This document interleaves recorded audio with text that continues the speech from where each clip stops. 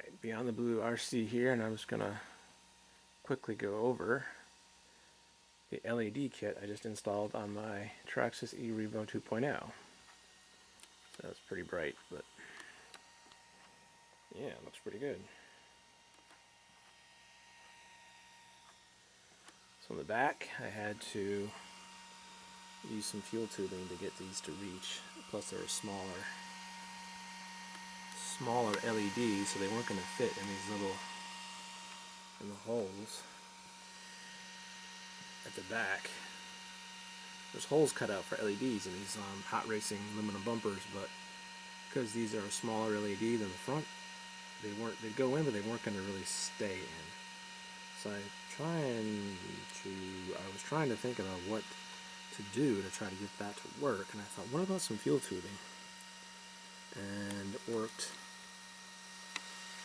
perfectly. It's in there. It's not coming out. It actually makes a cool effect.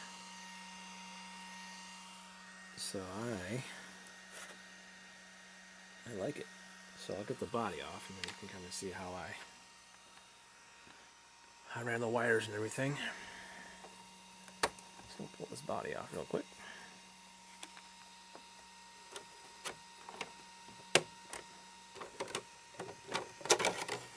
There we go. Pull this body off. Alright. So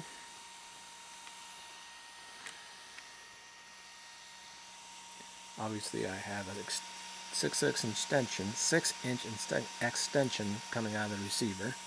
So it's right here. And then here's the wire for the LEDs that plugs into the extension. It's designed to go directly into the receiver, but I don't want it going directly into the receiver because I want to be able to unplug this if I need to without having to take this receiver box top off.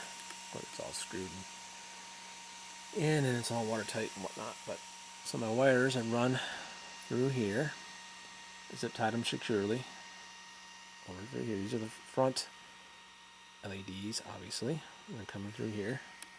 These actually fit perfectly. One was a little tighter on the other side. One was a little tighter than the other, so I did have to get a pair of pliers and just kind of help this one get flush in there. I used a towel to put over top of here so I didn't mark this up, and then just squeeze her in. Good to go.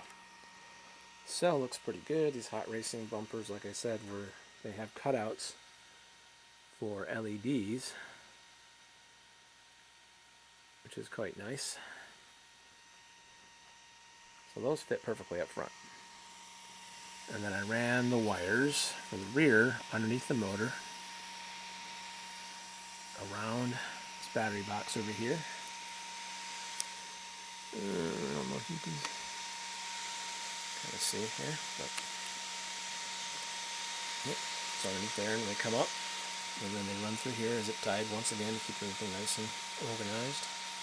Over here, zip tie again there. Looks quite nice.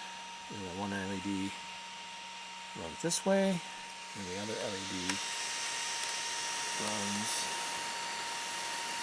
right there. Comes up. No, that way. Yeah. And like I said before, fuel tubing worked perfectly for my nitro car. Nitro fuel tubing for nitro methane RC cars. That's what this is. This LED plugged perfectly into there, and then it's actually pretty secure in here. It took a little bit of coaxing to get it into this hole in the bumper there, and this hot racing aluminum bumper, but I did eventually work it in there. Same thing on the other side, and actually the light shows through pretty good. So I mean, when I'm driving at nighttime, it should show up. No worries there, and I'm getting a nice little glow on the wing there. That just looks cool. So I mean, overall, I'm very happy with how this turned out. Most definitely happy. Oh yeah. Looks pretty good. Oh, and for the, before I forget, I did run the wire for the, that goes into the receiver. I ran it around here, underneath the motor, just to keep things tidy. Otherwise I would have had a long wire just hanging out. And then underneath, and then ran it through and plugged it in here. Perfect. So that's pretty much it. The only other thing I think I've done to this truck since I did since the last video, I did install a hot racing aluminum spur gear cover. Should help dissipate the heat as well. Yeah, it looks cool. So yeah, I'm really happy with this light kit. Looks really good. So this is Beyond WRC1. If you enjoyed watching this video, and please subscribe.